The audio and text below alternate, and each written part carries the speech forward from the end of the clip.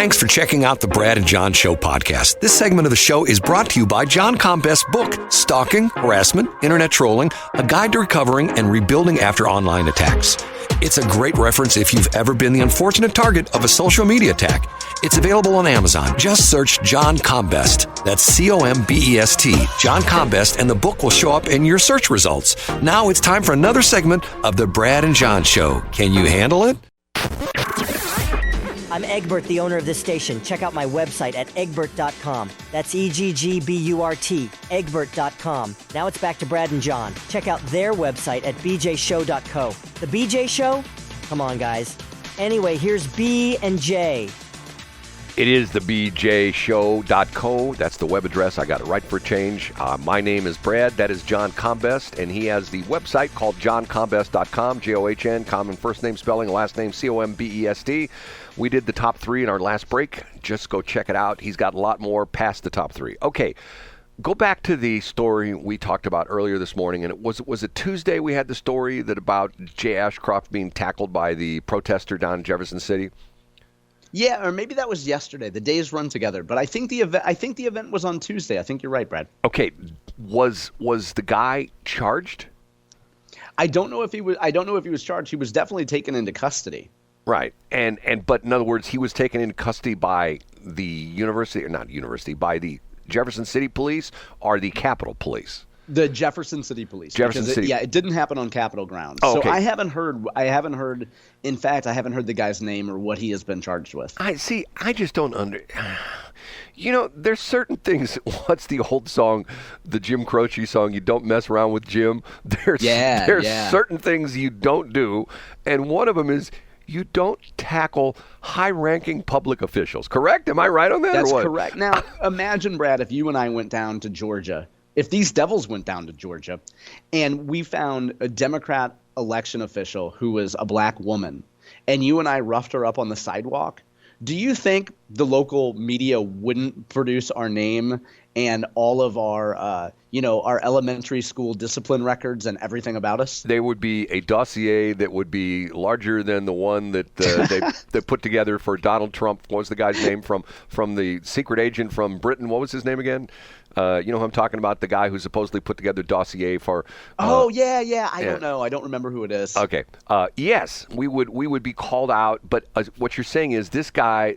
There's not even his name's not even been published. Yeah, I haven't found anything yet about what his name is or what he has been charged with. And you know what? It will likely be. I'm sure it will be compared to spitting on a sidewalk. Well, but and he'll pay a $15 fine and be on his way. But that would put Jay Ashcroft in a tough position because he probably won't press charges. Wouldn't you think that would be the case? Yeah, it would be. Then suddenly it would be another example of Secretary Ashcroft seeking to squelch the freedom of expression of Missourians. See, it's times like this when I would hope that.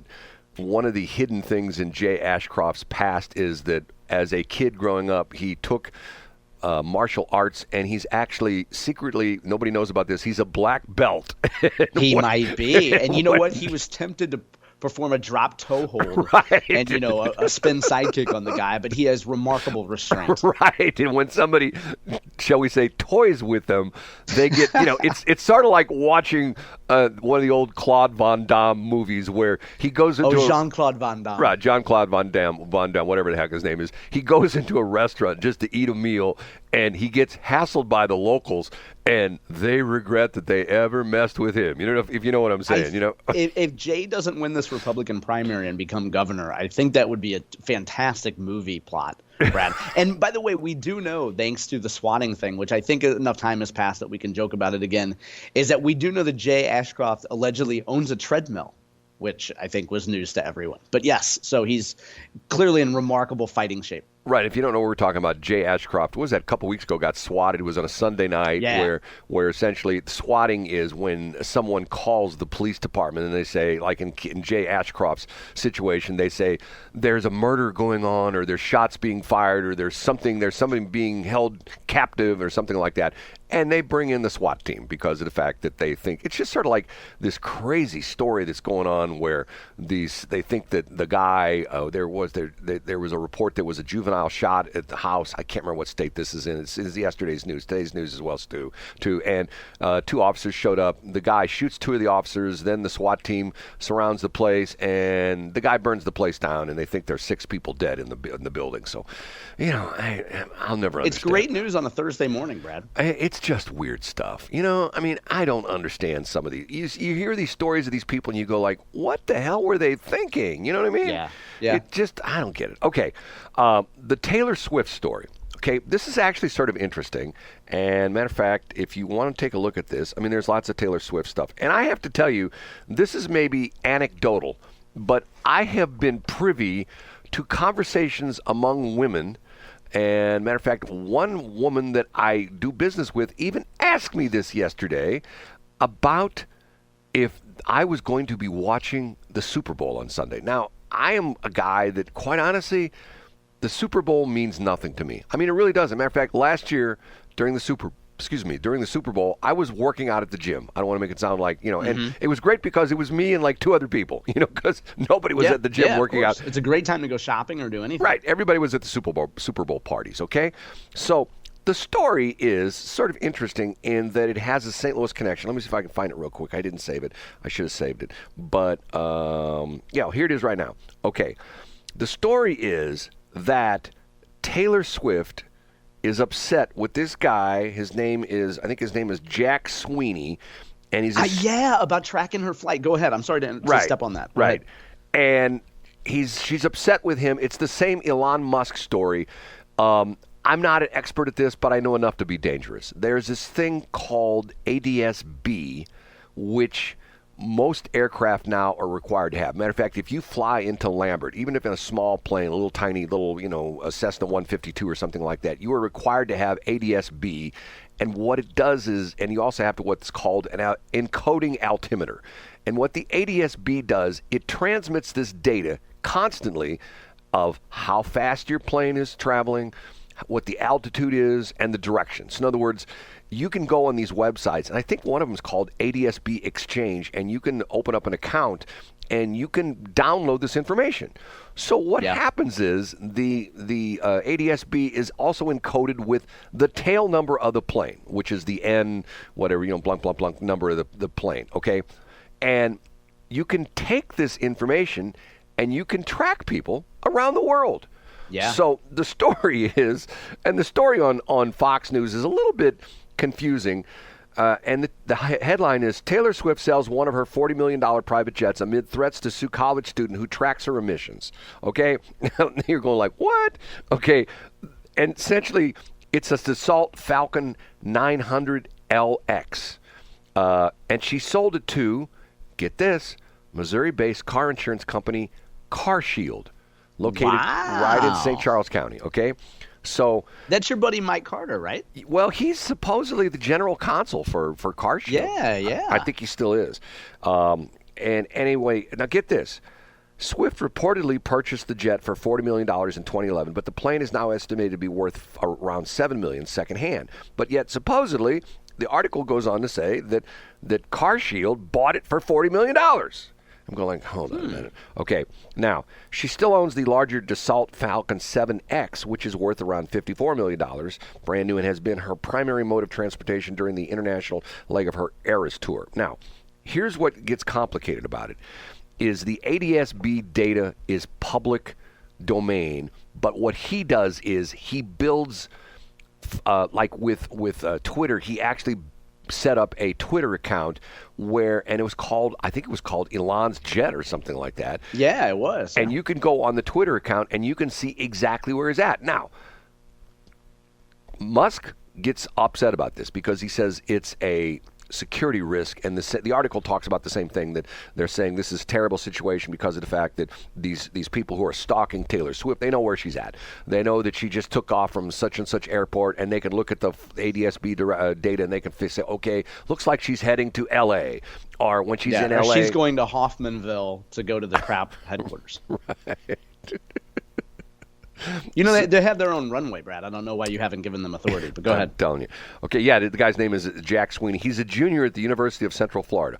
He tracks her flights and locations and demand he stop, the Daily Mail reported. I don't think you can do that. I see. Let me look at this real quick. But you mean when you say you can't do that, you mean you can't stop him from doing that? Is what you're saying? It's public domain stuff. Yeah, you're right. It would be like, and I'm not going to use this. Maybe sort of not the same kind of thing. It would be sort of like if you had if every day Governor Parson sends out press release as, here's what's on Governor's schedule today. At 8:00 he's going to be at the and they do, right, which they do. 8:00 he's going to be at the so and so the Toastmasters breakfast in Shelbyville, and at 9:00 he's going to be blah blah blah. Okay.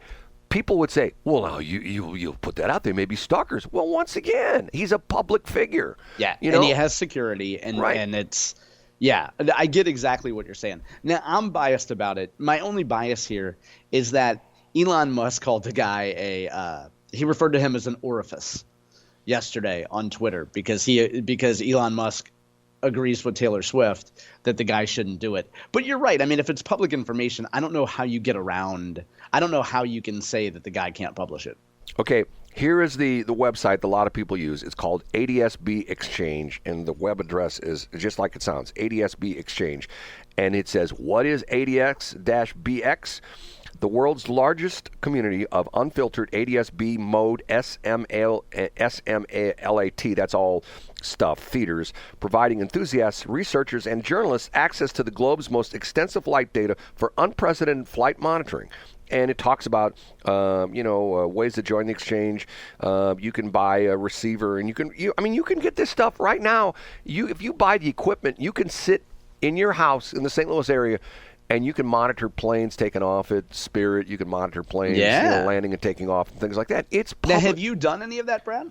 Well, I don't have the equipment for it, and the easy way, there's, what is it, FlightAware and Flight 24. Oh yeah, FlightAware, yep. Those companies are doing the same thing, and they're just essentially cleaning it up and providing it to a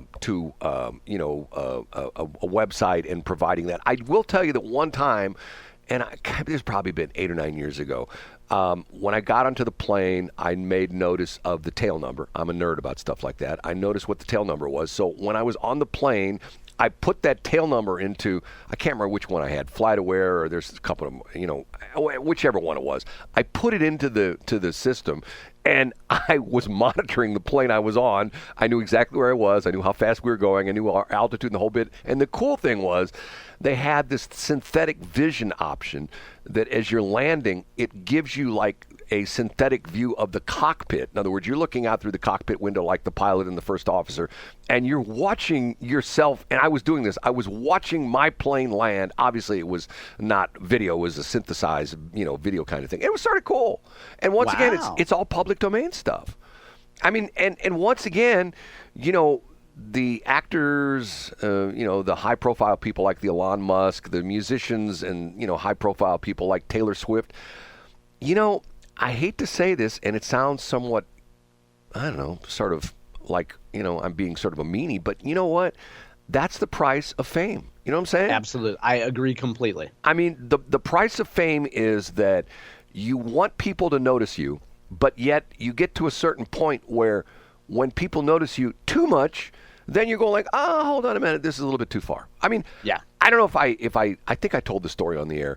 The two guys who come on right after us, who I think do an excellent show, Getty and Armstrong, they told the story that one day they were at the radio station. This has probably been, 12, 13, 14, 15 years ago. They're at the radio station, and the program director comes in and says, "Hey, man, we need you two guys in the break room because we've got a little mini concert going. And there's this lady that's going to sing to us." And they're going like, "Oh, we got to go and sit in the break room," And they go down the hall, and they're sitting in the break room where there's vending machines and people are munching on Twinkies and stuff like that. And there's a lady standing at, in front of them with a guitar and a microphone and a small little PA system, and it's Taylor Swift. She's at a radio station doing a little mini concert in the break room where there's like maybe 20 people in the break room. And I've told the story before. I personally went to, this has been a long time ago, I personally went to the Brad Paisley concert. The first time I ever went to Riverport, I went to the Brad Paisley concert because I've always been a Brad Paisley fan because he's got a great name. Paisley's wonderful. Anyway, and they had like 3 opening acts. And the first act was, I don't even know who it was. Second act was, I don't know who it was. And the third act was, they close the curtains as they're getting ready to set up the stage, and a woman comes out on stage in a long, like, dress. What do you call that? Like a summer dress, or so? What do you call it? Like a sundress? Sundress, a sundress. She Oh, comes out in the yeah, my sundress. favorite. Go ahead. She walks up to the microphone, and she's got a guitar, and there's no backing behind her. There's nothing. She's just her strumming a guitar and singing, and she sang like 2 songs, and by the time she started the third song, people are starting to yell, "Bring on bread, bring on bread, we want bread." It was Taylor Swift. Wow. And where was this, Brad? Riverport. Oh, wow. She was like one of the opening acts for Brad Paisley. And once again, it was just her. Now, see, once again, people look at it now and they go, "Oh my God, she flies around in the country in a $54 million Dassault Falcon jet, and she's got this boyfriend who's like the huge star of the Kansas City Chiefs, and oh my God, she's got the world by the tail." But this is a gal who was out there busting her hump, driving around the country, walking in a radio station, saying, "Hey, can I set up in your conference room and sing a couple songs for you people?" I mean, Yep, absolutely. she busted her hump. And even better, Brad, when people ask you if you've seen Taylor in concert, you say yes. You said you've gone to her concert.